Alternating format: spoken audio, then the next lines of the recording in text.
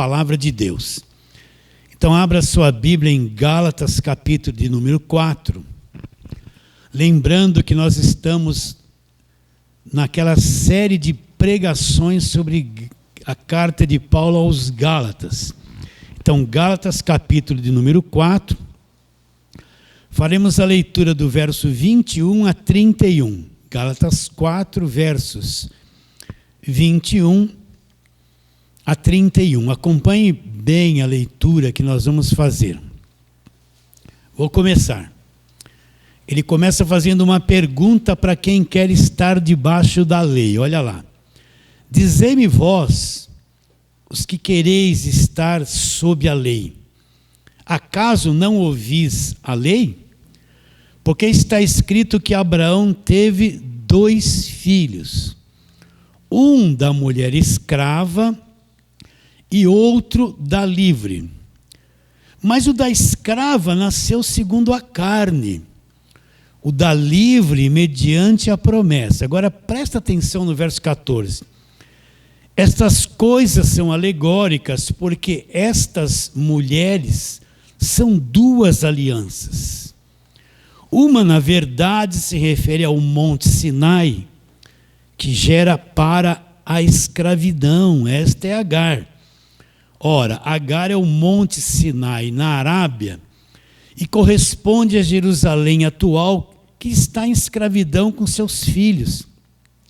Mas a Jerusalém lá de cima é livre, a qual é nossa mãe. Porque está escrito: alegra-te, ó estéril, que não dás à luz, exulta e clama, tu que não estás de parto, porque são mais numerosos os filhos da abandonada que os da que tem marido. Agora olha o que ele diz: vós, porém, irmãos, sois filhos da promessa como Isaque. Como, porém, outrora o que nascera segundo a carne perseguia o que nasceu segundo o Espírito, assim também agora. Contudo que diz a Escritura: lança fora a escrava e seu filho, porque de modo algum o filho da escrava será herdeiro com o filho da livre. E assim, irmãos, somos filhos não da escrava, e sim da livre. Vamos ler o 24 de novo com calma. Olha aqui, ó. Está aqui a divisão, ó. Estas coisas são alegóricas, porque essas mulheres são o quê? 2 alianças. Essas 2 mulheres que Abraão teve, e teve filho com as 2, são o quê? 2 alianças. Uma gera para a escravidão e outra gera para a liberdade. Então vamos àquela pergunta que temos feito sempre. Você ouça com paciência e entenda. Por que Paulo escreveu essa carta aos Gálatas? O que estava acontecendo com a igreja dos Gálatas? Paulo foi para a região da Galácia, fundou igrejas. E o que Paulo pregou nessas igrejas? Paulo fazia campanha? Não. Paulo levou essas igrejas a fazerem votos e sacrifícios? Não. Paulo distribuía coisas oradas para abençoar e libertar as pessoas? Não. Paulo levava as pessoas a ficar sem comer, fazendo jejum para alcançar algum benefício de Deus? Não. O que Paulo ensinou a essas igrejas? Ensinou o evangelho da graça de Deus. E 2 pontos principais do evangelho da graça de Deus, que nós temos falado aqui constantemente. Primeiro, Efésios 2:8, porque pela graça vocês são salvos. Né? Alguém poderia pensar, bom, que legal, isso é muito bom. Mediante a fé. Aí ele diria assim, não, eu que criei. Agora Paulo tira esse conceito dele. Paulo fala assim, isso não vem de vocês. Essa fé que você teve, é isso que as pessoas precisam entender. Essa fé não vem de vocês, não foram vocês que produziram. É um dom de Deus, é um presente, uma dádiva de Deus. Não é? Então o que Paulo está dizendo? Que até a fé que eu tive um dia, e quando eu criei em Cristo de verdade, eu não produzi essa fé, é um dom de Deus. Deus depositou esta fé dentro do meu coração. Não veio de nós, é um dom de Deus. Aí Paulo liquida com as obras, ele liquida com a capacidade do homem de produzir salvação. Ele fala assim: não vem de obras, não vem do que eu faço, não vem do seu esforço, não vem da tua frequência da igreja, não vem do teu jejum, não vem do teu trabalho, não vem de nada que você produz como obra de Deus. Não vem de obras para que ninguém se glorie. Então, uma coisa que é impossível para o homem é salvar-se a si mesmo. Não existe nada que o homem possa fazer, uma boa obra que Deus olhe e fale assim: muito bem, você fez isso, agora você conquistou a salvação por mérito próprio, vem aqui que você é salvo. Não, não existe. Para o homem é impossível salvar-se a si mesmo. E o que é ser salvo? Um dia eu criei em Jesus Cristo, e o que Ele fez por mim, só para você entender, é como se Ele estendesse a mão e me libertasse do império das trevas, me libertasse das prisões, das cadeias, me libertasse da condenação, me libertasse da culpa, de toda a dívida. Ele estendesse a mão e me libertasse de tudo, e me pusesse num lugar de salvação, no reino do Filho do seu amor. Entende? Então, o que é ser salvo? Ele me libertou das prisões. Já me libertou. Eu não estou buscando a libertação. Ele me libertou de toda a obra do diabo. Já me libertou. Já está concluída. Eu não estou procurando libertação das obras do diabo. Ele me libertou das cadeias, das prisões. Me libertou de tudo. Já me libertou. No dia que eu criei em Cristo, de todo o coração fui selado com o Espírito Santo da promessa e liberto de tudo. Mas eu não aprendi nada dessas coisas. Eu fui salvo, liberto de tudo. Mas eu só entendi que Jesus Cristo é real. Agora eu preciso de ajuda. Preciso de uma igreja que me ensine o que aconteceu comigo. Vocês estão entendendo? Preciso de um líder, de um amigo, de um irmão mais velho, que fala assim: agora você fica sentadinho aí, e eu vou mostrar para você o que é ser salvo, e vai ensinar o evangelho da graça de Deus para ele. Então o crente que encontrou Jesus, ele não sabe nada do evangelho. Ele não conhece nada sobre a graça de Deus. Ele não conhece nada do relacionamento dele com Deus. Ele não conhece nada de que já foi liberto. Agora ele precisa ser edificado, construído, ensinado. Precisa dentro dele ser construída o conhecimento do evangelho da graça de Deus. Então é necessário que ele encontre uma igreja que faça isso. Porque na maior parte das igrejas vão dizer isso para ele: olha, você tem um demônio, fizeram uma macumba, você precisa de libertação, você precisa pagar preço, vigia, o diabo está ao teu redor o tempo todo, você precisa levar objetos ungidos para a tua casa, você precisa ser dizimista, para o devorador não entrar na tua vida. Se ele não cair numa igreja que ensina o evangelho da graça, ele vai cair num alçapão, numa arapuca, né? Olha, eu já sou bem velhinho, né? Eu tenho 66 anos. E eu queria catar passarinho. Quando eu era criança, tinha muito mato aqui em São Paulo. E eu lembro que eu tinha um passarinho chamado canário da terra, aquele amarelinho bonitinho, e eu punha um alçapão, né? uma gaiolinha com uma portinha aberta assim, uma comidinha ali, e tinha um pauzinho assim. E ele ficava cantando e vinha outro igual a ele. Aí ficava assim, daqui a pouco olhava a comida, caía naquele puleirinho de madeira fininha para pegar a comida, e aquela tampinha era um alçapão, ele ficava preso lá, ficava feliz da vida. Hoje jamais faria isso. Então o que é uma igreja alçapão? Presta atenção. Você encontrou Jesus, mas cai num lugar que vão te encher de campanha, de obras, vão te encher de pagar preço, vão pegar o seu dinheiro, você tem demônio em tudo, precisa de libertação em tudo, você cai num assalpão e não aprende nada do Evangelho da graça de Deus. E fica ali, às vezes, 10, 15 anos aprisionados nas campanhas intermináveis, que nunca acabam e nunca vem a libertação. Por isso que o crente novo precisa encontrar um lugar que se ensine a verdade do Evangelho da graça de Deus. Senão os primeiros anos da vida dele vão ser anos de cativeiro, de escravidão, de prisão, de guerra, de batalha, de demônio. Nunca vai ter paz, vai viver em conflito. Então, no dia que eu encontrei Jesus, o meu Salvador executou a salvação na minha vida. Ele vem, me salva das prisões, da condenação eterna, paga o preço dos meus pecados, me liberta da mão do diabo, me liberta das cadeias. Só que eu venho para Ele num estado emocional caído, com uma mente deturpada, cheia de vícios, de preocupações. E agora eu preciso muito aprender o Evangelho da Graça, porque o Evangelho da Graça vai limpando a minha mente de anos de cativeiro, vai pondo em ordem o meu mundo emocional ferido pela vida errada que eu tinha, vai mostrando que eu fui liberto de todas aquelas prisões que eu vivia antes de conhecer a verdade.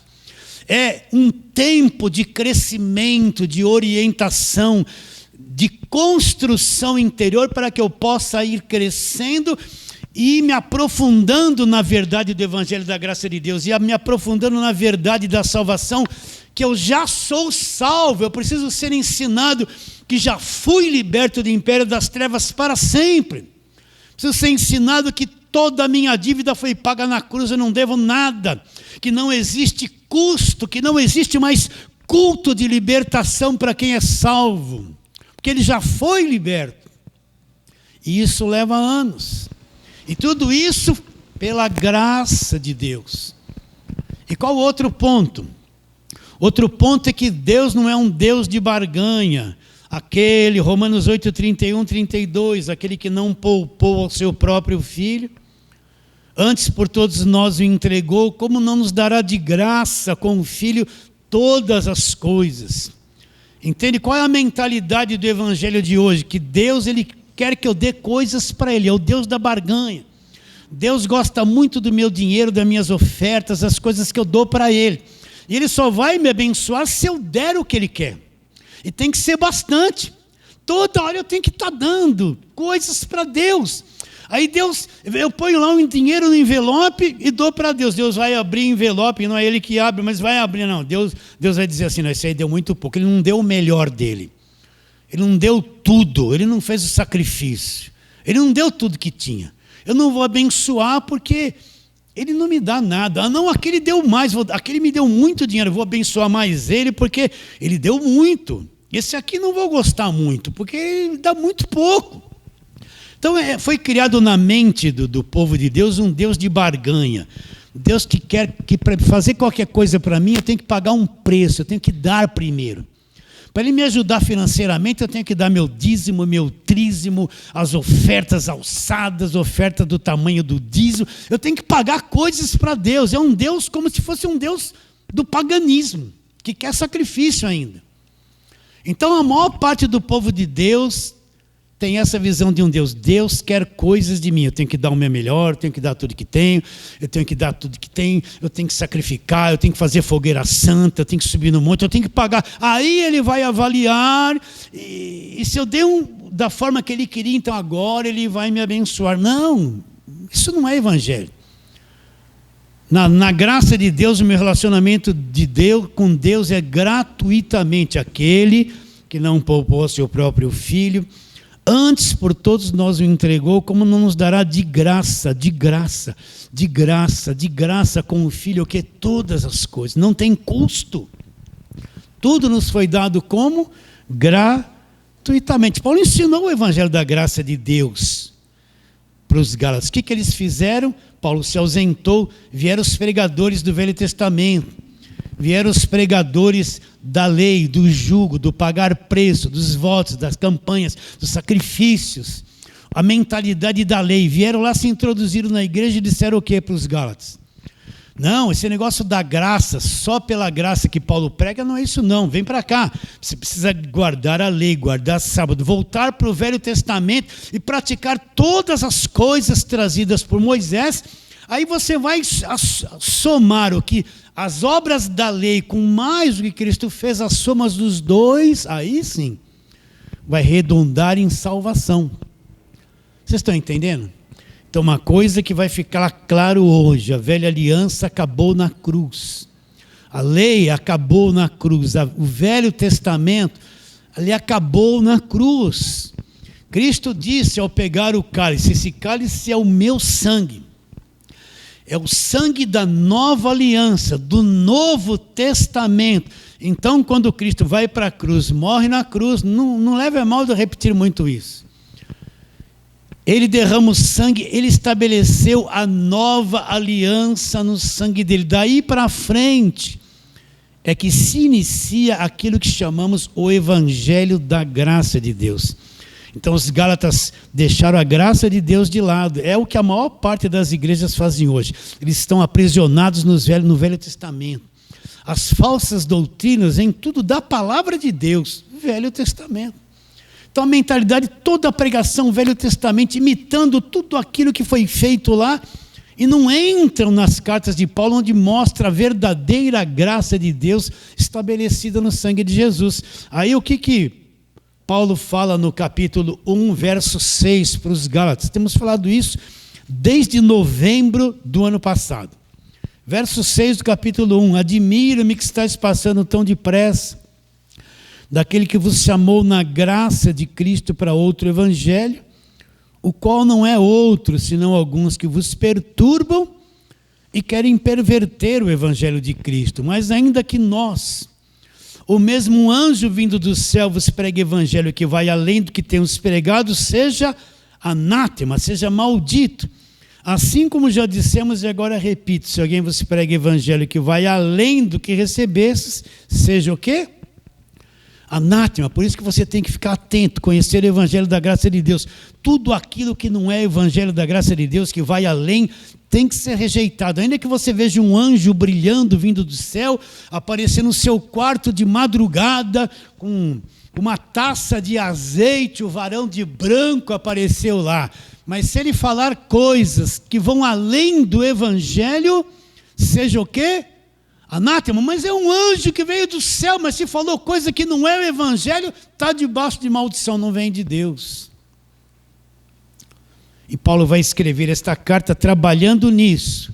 Gálatas, vocês cometeram um erro grande, se desligaram do Evangelho da graça de Deus para entrar num outro Evangelho, o Evangelho do judaísmo, história do povo judeu. Então, se vocês quiserem ser justificados por obras da lei, então vocês caíram da graça. Cristo, aquilo que aconteceu na cruz, nada vos aproveitará. Aí chegamos nesse capítulo 4, verso 21. Vamos ler de novo aqui e começar a pregação. Ele faz uma pergunta: dizei-me vós os que quereis estar sob a lei. Vocês não ouvem a própria lei?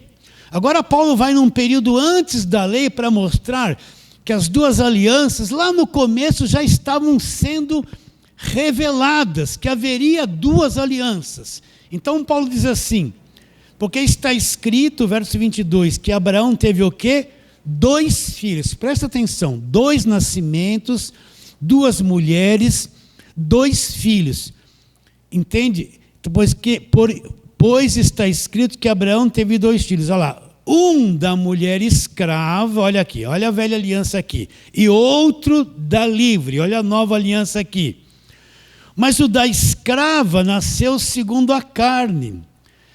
O da livre, 2 nascimentos, o nascimento segundo a carne, o nascimento da livre segundo a promessa. Agora quem não entender esse texto para perceber que a velha aliança acabou e leva para a escravidão, é impossível, porque está aqui claro na palavra de Deus.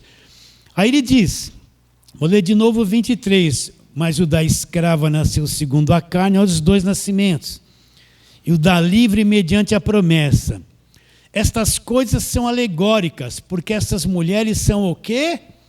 2 alianças. Então Abraão, antes da lei, Já estava profetizado ali 2 alianças. Ele teve uma mulher escrava e teve filho com ela. E teve filhos com uma mulher livre, as 2 alianças. Estas coisas são alegóricas, porque essas mulheres são 2 alianças. Uma, na verdade, se refere ao Monte Sinai. O que é que se refere ao Monte Sinai? Porque no Monte Sinai foi dada a lei. No Monte Sinai foi dada a lei. Então, o que Paulo explica?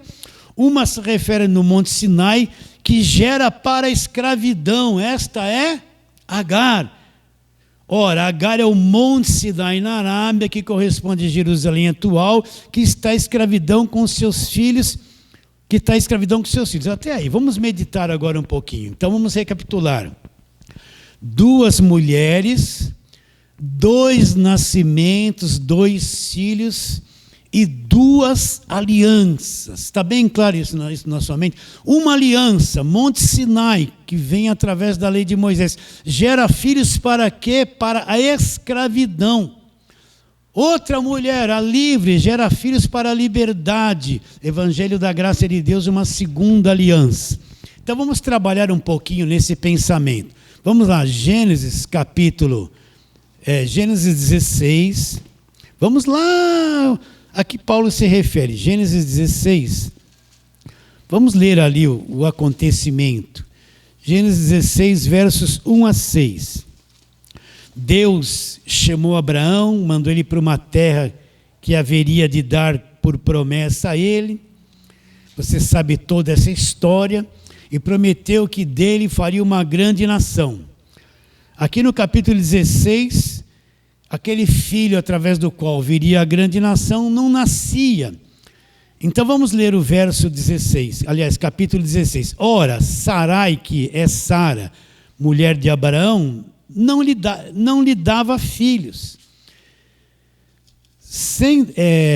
Não lhe dava filhos. Tendo, porém, uma serva egípcia por nome Agar, disse Sarai, que vai ser Sara, a Abrão, que vai ser Abraão: eis o Senhor me tem impedido de dar luz filhos. Toma, pois, minha serva, e assim me edificarei com filhos por meio dela.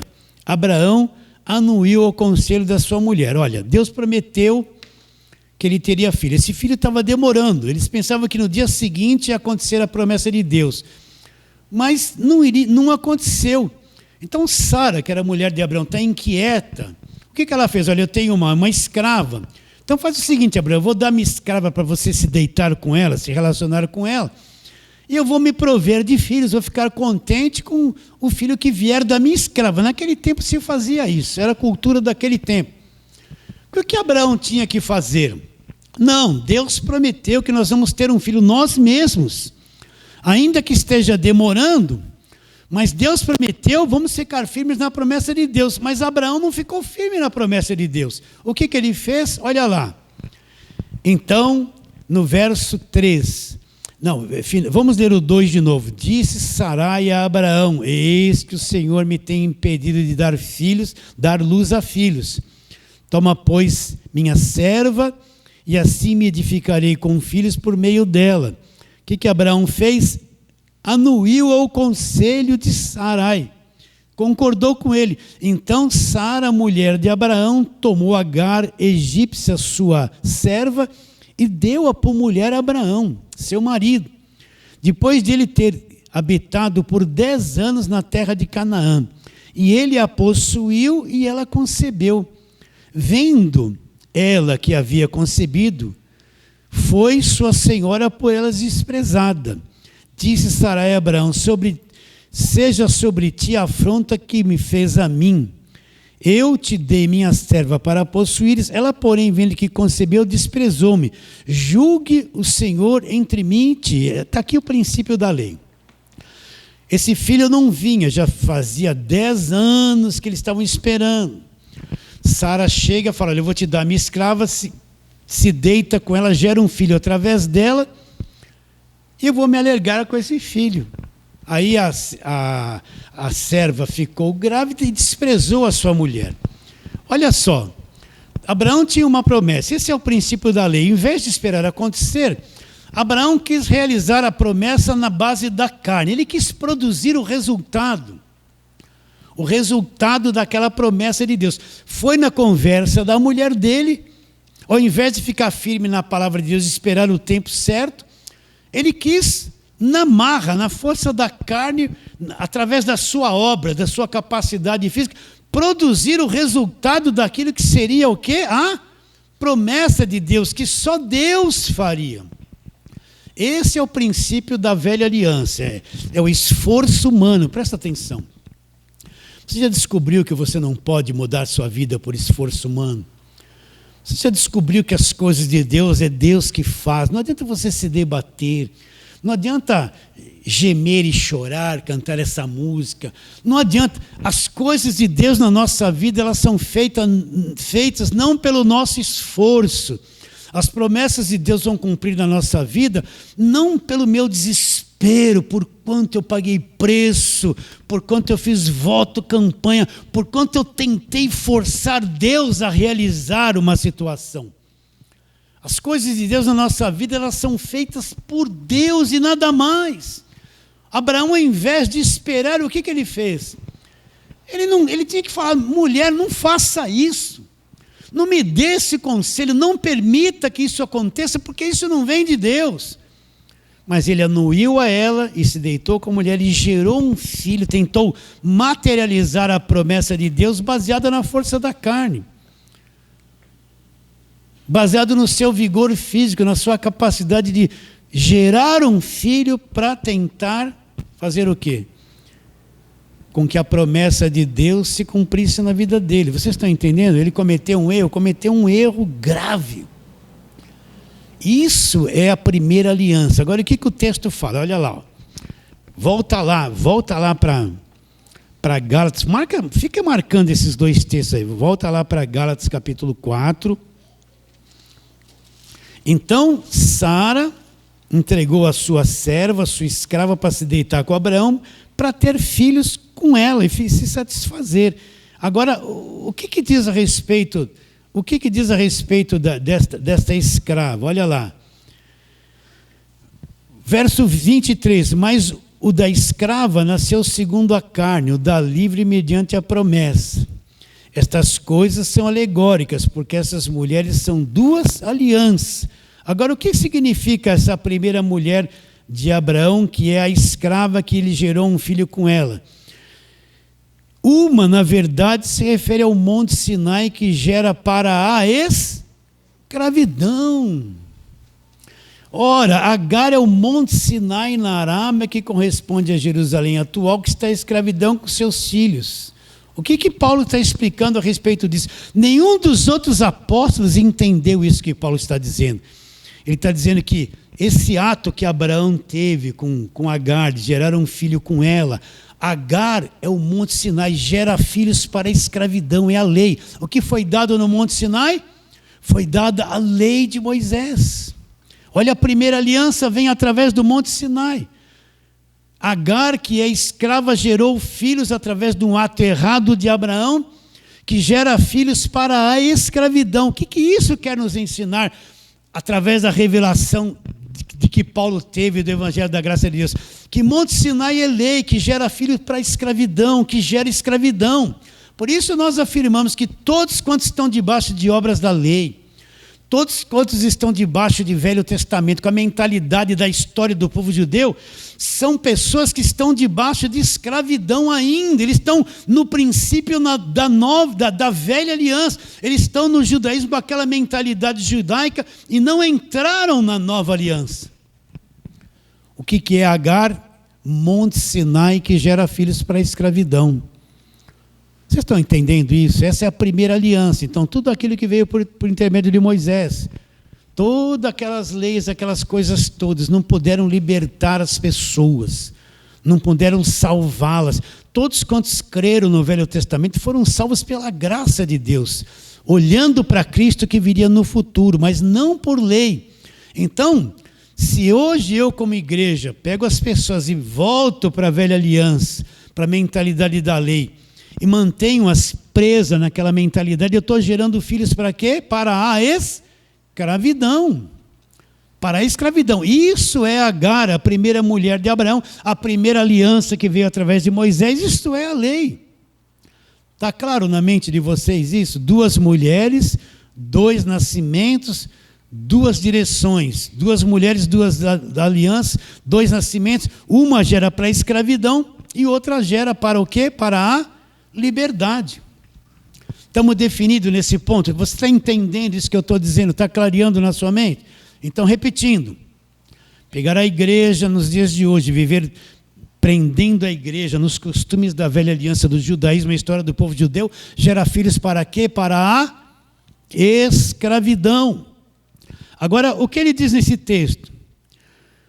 Ora, Agar é o Monte Sinai na Arábia, verso 25, vamos ler de novo, corresponde a Jerusalém atual, que está a escravidão com seus filhos. Agora ele fala, mas a Jerusalém lá de cima é livre, a qual é nossa mãe. Verso 28. Agora ele afirma, vós, porém, irmãos, sois filhos da promessa como Isaac. Agora vamos lá para o Velho Testamento, Gênesis capítulo de número 21, vamos lá. Vamos ver o nascimento de Isaac. Gênesis capítulo de número 21.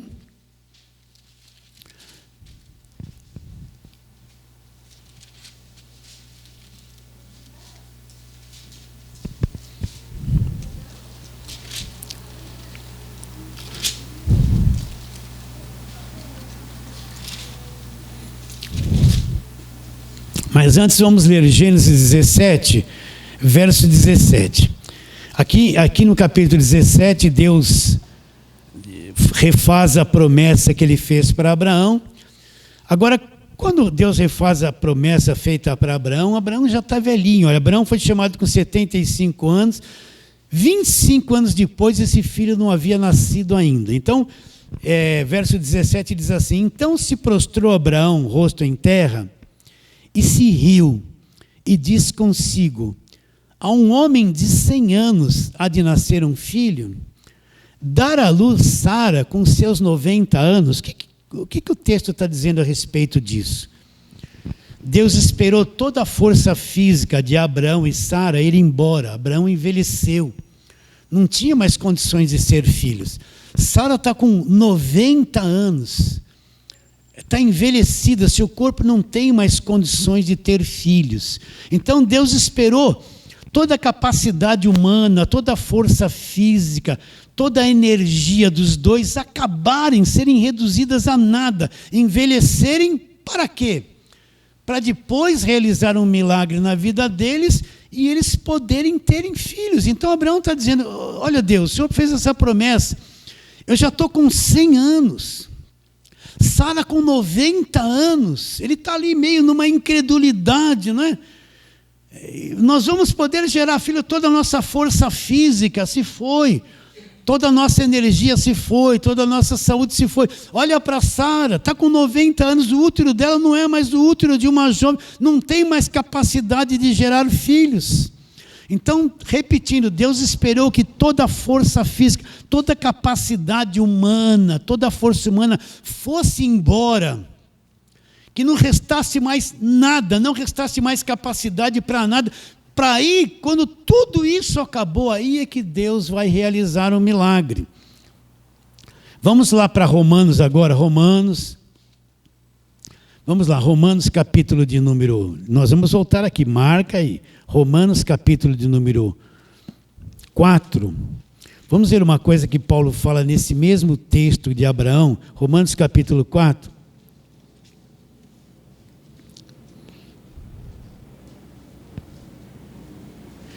verso 18 em diante. Eu quero que você leia aí, abra a Bíblia e leia. Vamos ler 18 e 19 só.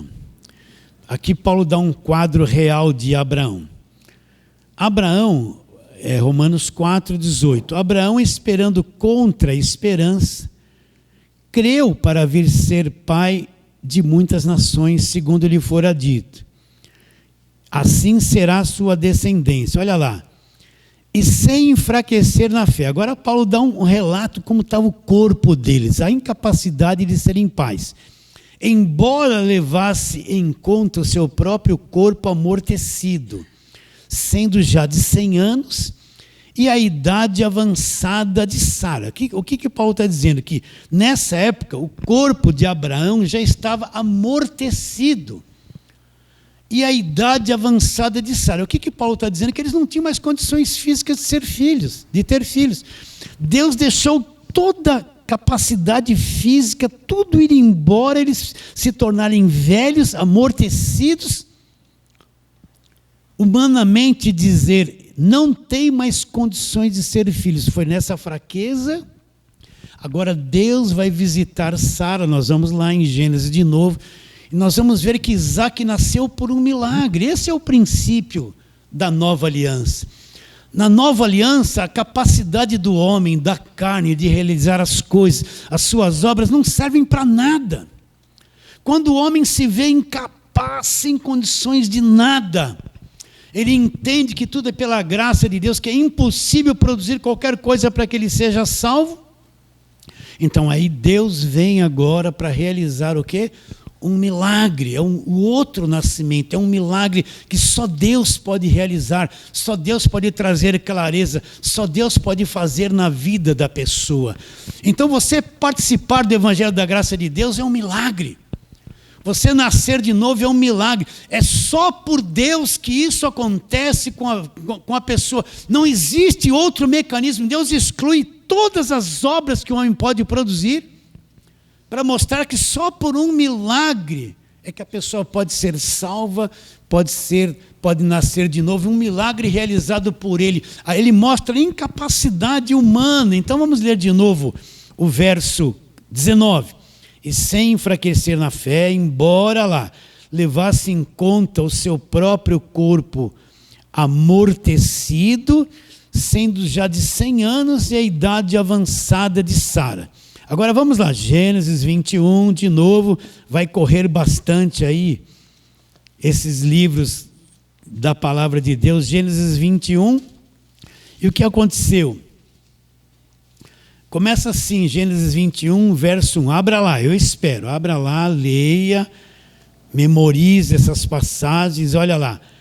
Visitou o Senhor a Sara, e como lhe dissera o Senhor, cumpriu o que se havia prometido. Sara concebeu e deu à luz a um filho a Abraão, na sua velhice, no tempo determinado de que Deus lhe falara.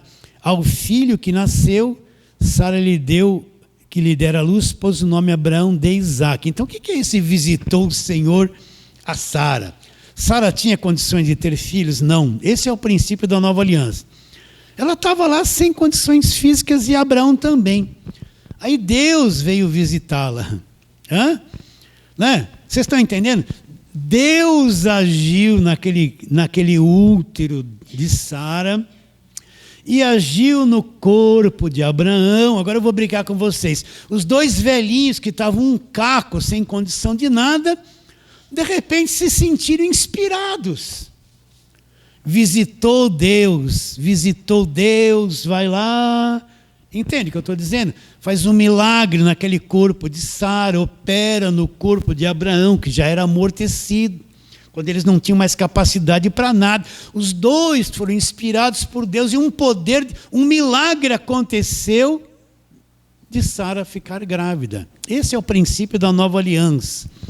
É só por um milagre de Deus que a pessoa entende, é só por um milagre de Deus que a pessoa é salva. Você está aqui hoje, por quê? Porque Deus realizou um milagre, abriu o teu entendimento, fez você nascer de novo, você acordou.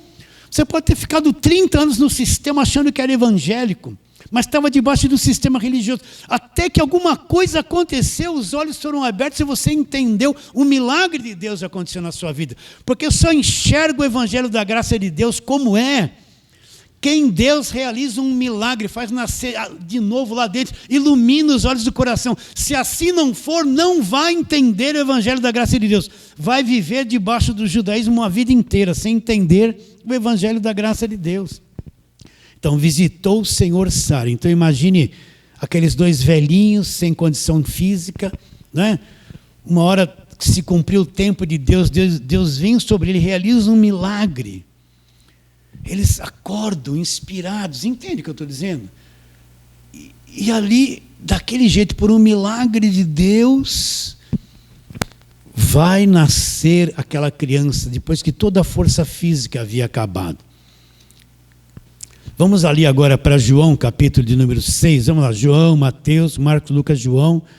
2 mulheres, 2 nascimentos, 2 filhos e 2 alianças. Então, João, capítulo de número 3, está aqui os 2 nascimentos, um da carne e um do Espírito. No capítulo 3, verso 6, o que Jesus Cristo diz para Nicodemos? Olha aqui, ó. O que é nascido da carne é carne. O que é nascido do Espírito é o quê? Espírito. Está aqui os 2 nascimentos. Um filho foi gerado segundo a carne, velha aliança. O outro foi gerado segundo o Espírito, a promessa por um milagre de Deus. O que é nascido segundo a carne é carne. Mas quem nasceu o novo nascimento segundo o Espírito é o quê? É Espírito. O que é nascido da carne é carne, mas quem nasceu do Espírito é Espírito. Agora volta lá. Capítulo 4 de Gálatas, né? Folhando bem a palavra de Deus, sabendo manuseá-la como tem que ser, né? Então vamos ler com calma, com mais clareza agora. Verso 21. Dizei-me vós, os quereis estar sob a lei, acaso não ouvis a lei? Pois está escrito que Abraão teve 2 filhos, um da mulher escrava e outro da livre. Olha lá como está claro as 2 alianças. Pois, mas o da escrava, ela nasceu segundo a carne, e o da livre mediante a promessa. Agora vem o checkmate, olha aqui, ó. Estas coisas são alegóricas, porque estas mulheres são 2, o quê? 2 alianças, 2 nascimentos, 2 alianças. Quais são as 2 alianças? O Velho Testamento, a velha aliança, e o Novo Testamento, a nova aliança no sangue de Jesus. Então aquelas 2 mulheres de Abraão são 2 alianças. Agora as 2 geraram, só que uma gera para a escravidão, para o cativeiro, para a escravidão, e outras geram para a salvação, para a liberdade. A primeira aliança gerou o cativeiro, não salvava ninguém, gera para a escravidão. Por isso quem está debaixo da velha aliança está debaixo de cativeiro, está debaixo de escravidão. Quem está na nova aliança é livre, está na nova aliança, é um filho que nasceu na liberdade do evangelho da graça de Deus. Então vamos ler de novo com calma. Estas coisas são alegóricas, porque essas mulheres são 2 alianças. Olha que lindo.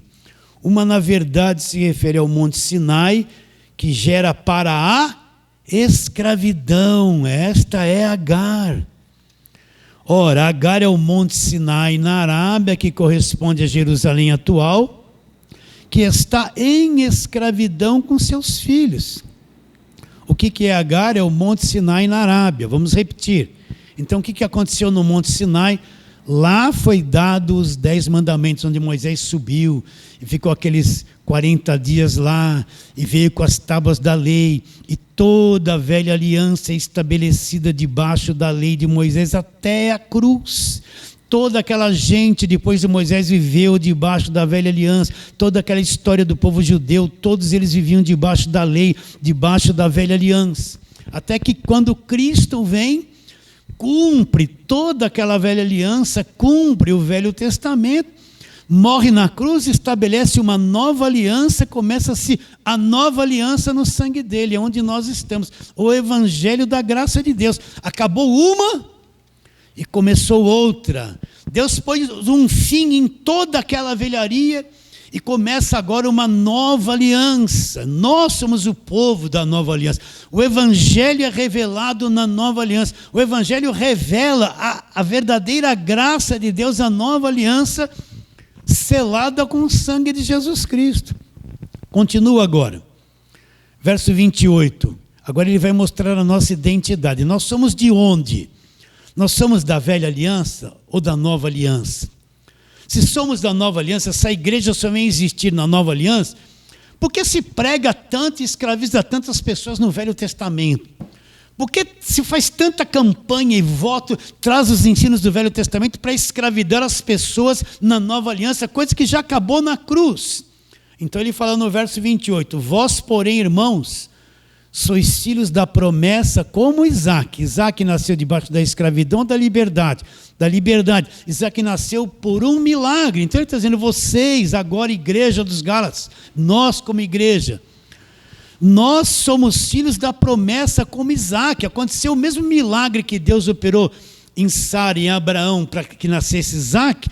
Deus opera na nova aliança para que nós nascêssemos de novo. Nós somos os filhos da promessa. Os filhos do Novo Testamento, da nova aliança no sangue de Jesus. Vós, porém, sois filhos da promessa como Isaque. Olha lá. Como, porém, em outro tempo, que nasceu segundo a carne, perseguia o que nasceu segundo o Espírito, assim também é agora. O que aconteceu? Quando Isaque nasceu, Ismael, que foi esse filho, já tinha 14 anos. E ele vivia perseguindo e zombando de Isaque. Isso perturbou Sara, perturbou todos eles. Então Paulo traz isso como uma revelação. Ele está dizendo que agora é a mesma coisa. Paulo estava sendo perseguido pelos judeus, Paulo estava sendo perseguido. Ele está dizendo que os filhos da promessa sofrem uma perseguição. Então você que entendeu o evangelho da graça de Deus, às vezes você não é aceito em qualquer meio evangélico. Quando você começa a falar da graça do evangelho, olham para você com um olhar estranho. Quando você não concorre com as mesmas obras, as mesmas campanhas, as mesmas prisões da lei, olham para você com um olhar estranho e te perseguem como se você fosse um perdido, um desviado, um desigrejado, porque não está naquele mesmo ritual de escravidão que eles estão. Então não pensa que o evangelho da graça de Deus e os pregadores do evangelho da graça de Deus serão aceitos assim, facilmente, com maior alegria. Não. Como outrora o que nasceu segundo a carne perseguia o que nasceu segundo o Espírito, é a mesma coisa. É a mesma coisa. Você, às vezes, porque fala da graça de Deus, não vai ser aceito em muitos lugares evangélicos. Chega lá numa igreja de lei e começa a pregar o evangelho da graça de Deus. Você não vai ser aceito. Olha para aqueles parentes que estão debaixo de lei, parentes próximos seus. Fala do evangelho da graça de Deus. Eles vão olhar para você, eles não entendem nada. Eles são nascidos segundo a carne, estão debaixo da velha aliança. Eles vão rejeitar, eles não vão entender a tua linguagem, gente. Não é isso? É ou não é? Continuando. Vós, porém, irmãos, sois filhos da promessa como Isaque. Como, porém, outrora o que nasceu segundo a carne perseguiu o que nasceu segundo o Espírito, assim também é agora. Agora, olha só o que Paulo fala. Contudo que diz a Escritura, lança fora a escrava e seu filho, porque de modo algum o filho da escrava será herdeiro com o filho da livre. Então agora Paulo faz uma divisão. O que Paulo está dizendo? Que os filhos da escravidão, os filhos da lei, vão ser lançados fora. De maneira alguma eles vão herdar as mesmas coisas que o filho da livre herdou. Então, todos quantos estão debaixo de lei, de jugo do Velho Testamento, com a mentalidade judaica, são os filhos da escravidão. Não sou eu que estou dizendo. Eu não estou inventando aqui. É o que Paulo está dizendo. Olha, vamos ler de novo. Contudo que diz a Escritura, verso 30, lança fora a escrava e seu filho, porque de modo algum, o filho da escrava será herdeiro com o filho da livre. De modo algum. Então, quem está debaixo da velha aliança, está debaixo de escravidão, que temos falado aqui direto, eles não vão herdar as mesmas bênçãos que nós herdamos na nova aliança. Quem está debaixo da velha aliança não vai herdar as mesmas bênçãos de quem vive debaixo da nova aliança. Serão lançados fora. Isso é uma coisa misteriosa. Por quê? Porque você vê milhares de evangélicos, 30 milhões de evangélicos no Brasil, né? Você vê rádios evangélicas, televisão, esses maiores apóstolos compraram esses canais, essas emissões, eles praticamente que mandam na mentalidade evangélica do Brasil. E tudo isso parece que é a igreja, mas eu afirmo, isso não é a igreja. A igreja está com pouca forma, pouca expressão. Os verdadeiros filhos de Deus são uma minoria que estão inseridos no meio de todas essas coisas. O evangelho da graça de Deus não é isso que está sendo pregado por esses meios de comunicações que estão pregando velha aliança. É uma minoria que está ali, mas o verdadeiro corpo de Cristo está formado no meio de tudo isso. Às vezes com pouca aparência. É uma minoria que está entendendo realmente o que é o evangelho da graça de Deus, que dividiu o velho do novo. Então, o filho da escrava não será herdeiro com o filho da livre. Continua a leitura. Agora ele termina dizendo o quê? Assim, irmãos, agora ele define quem nós somos. Está definindo e mostrando para os Gálatas. Assim, irmãos, somos filhos, olha lá, não da escrava, somos filhos do quê? Da livre. Somos os filhos da promessa. Somos os filhos do evangelho da graça de Deus. Né? Recapitulando. 2 mulheres, 2 alianças. 2 filhos, 2 nascimentos, né? 2 destinos, vai para a perdição e um vai para a salvação.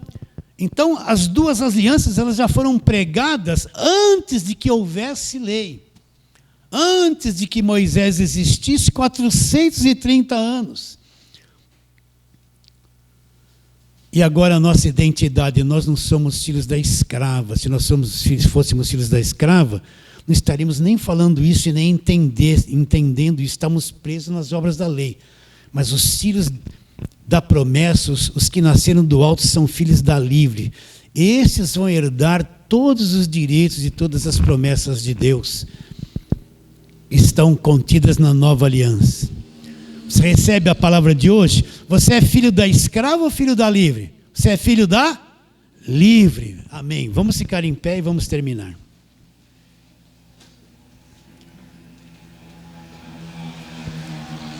Feche os seus olhos, queridos, se assim você desejar. E vamos orar. Pai querido, a tua palavra foi pregada. E ela vai alcançar centenas de pessoas.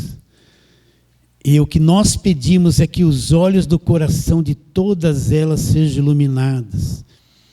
Ilumina os olhos do coração de cada um, para que a verdade do evangelho da graça de Deus ela seja revelada profundamente no coração de todos.